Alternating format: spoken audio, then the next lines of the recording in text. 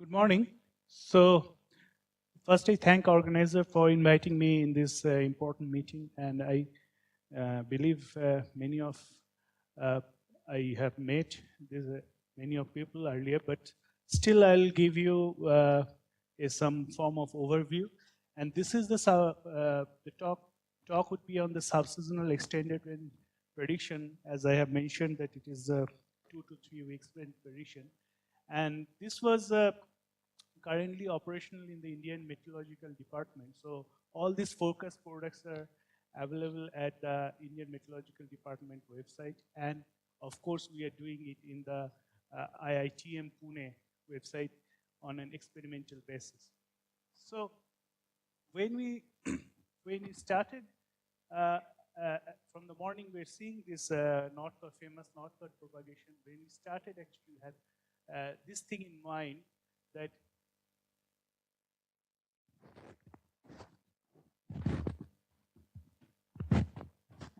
so when we started, we have this thing in mind that we have to focus the northward propagation of this rainfall band, which approximately gives a very large-scale organized convection over Indian region.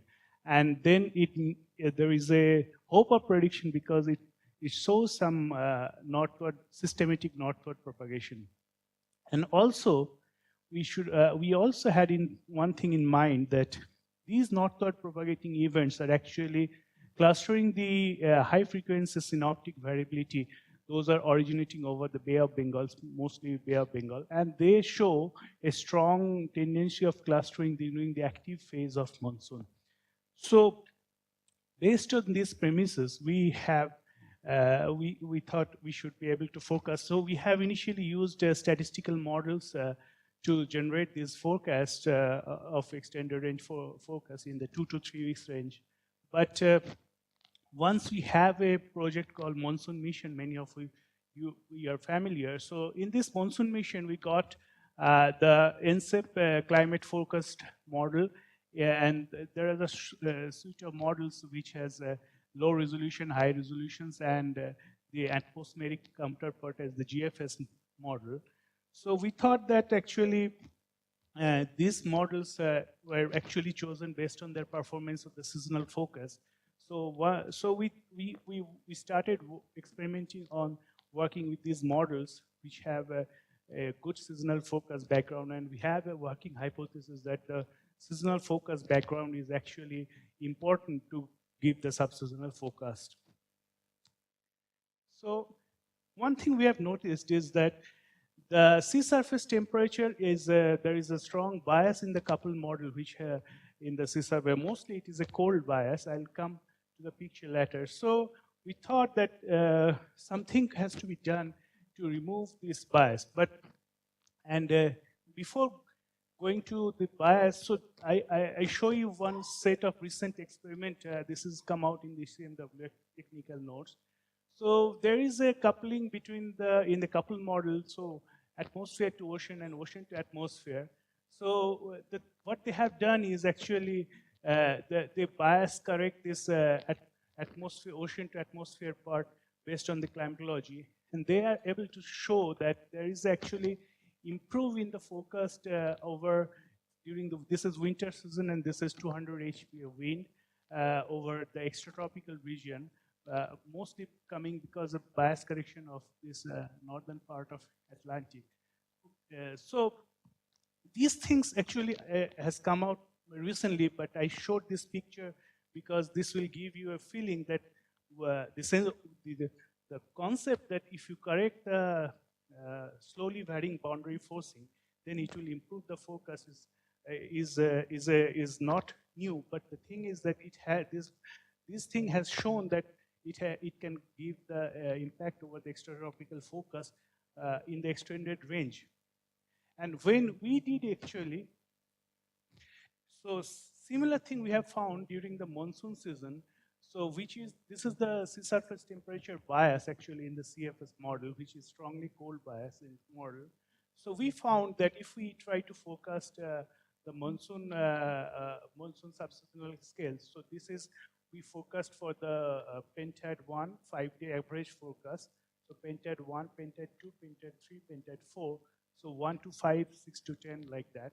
So we found that there is actually improve as compared to the CFS model, which is a couple model. If we use a bias-corrected sea surface temperature as input to the ocean model, the atmospheric model, then there is a strong improvement in the skill. So we decided that this bias correction should be an important part. So finally, we have actually chosen. So there are two. Before going how we are choosing the model, this is the timeline of development. So there are two things. We have improved the boundary condition through bias correction of the sea surface temperature. And we have also tried to improve the initial condition by making a perturbed initial condition forecast, initial condition run based on ensemble runs, based on based on the initial conditions that we got from the NSEF at that time. So now in this suite of models, which we see that this is the current operational scenario, we obtain the ocean and atmospheric initial conditions. We generate the ensembles of initial conditions, and we run the CFS model as it is, because these are couple models. Then we run also additionally the GFS model and at two resolutions, so 126 and 382. So the resolutions comes into picture because high resolutions have more, there is a demand first to give block level focus, and high resolutions have more capability to give the local events that we have seen. So we tried to choose both the high resolution and the low resolutions. And then here is a bias corrected sea surface temperature. So what we see here is the improvement in skill based on this bias correction of the sea surface temperature. And we compared with the ECMWF monthly skill, and we found that there is at least in the painted, third painted and the fourth painted, that is 11 to 15 and 16 to 20 day range, the skills can be comparable with the ECMWF. So I just want to give you some operation example how we are giving the forecast. This is available in the IMD website as well as IITM website. So there are two ways we are giving. One is the deterministic forecast, which we have actually. This forecast is actually based on the ensemble mean of simple ensemble mean at the week 1, week 2, week 3, week 4. So from pentad scale, we have now shifted to weekly scale because of IMD operational requirement. And this is one example how at each lead time this deterministic forecast captured. And these are the probabilistic forecasts of, we have defined three categories: above normal, near normal, and the below normal category. So considering one strong break spell during 2017 season, you can see that up to week 1 and week 2, and mostly up to week 3, this break spell could be predicted. So there is a 3 weeks skill in the prediction based on this current operational model, based on all ensemble of all these models. And these are the skills for this particular year. And as usual, we notice that the over monsoon zone and the central India, as well as all India scale, this is as big the region gets, the skill is better in this case. But we do give forecast for all these small regions also. So this is another way of representation of the forecast. So that was the area average forecast. This we have adopted from the similar way as the MGO forecast, and we have used the scatter plot of MESO 1 and MESO 2 index, which are actually the extended UFs of the extended UFs of these extended UFs of the rainfall based on Indian region. And we see that these are the forecast actually which we are actually giving the forecast, and these are the errors. So this is how it goes to a break phase and how it revises from the break phase for the same spell I have notified, I have marked with circle earlier plot. And this is one operational product for the MGO which we give actually. So these three plots are actually, this is the filtered propagation of MGO, this is the phase propagation of RMM index, and this is a new plot we have added in the operational part, which shows how it is, actually these arrows are different locations over the oceans, and which shows how the temporal evolution in different oceans. So using these three plots, we can actually give a forecast over one region or over globe as we wish. So we conclude that the SST is the bias correction is the key to improve the monsoon forecast in IITM operational forecast system, and it could probably give a realistic outlook on the intraseasonal fluctuations. So this is a imperfect, but it can give a really good future scenario if we know that this is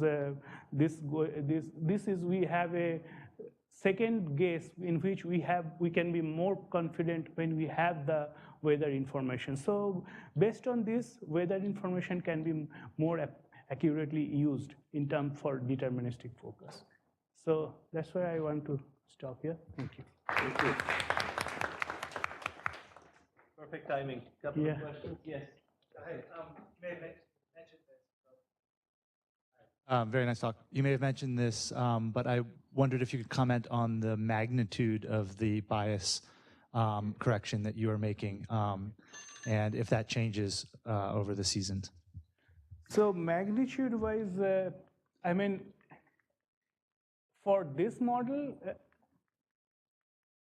this is the, I mean, this model we have a lot of, this CFS model we have bias is going up to, this is cold bias over Indian region going up to 1 degree to 1.5 degree, and over extratropics it is large actually. So that's become making the convection much weaker than it is expected, propagating over the Indian region.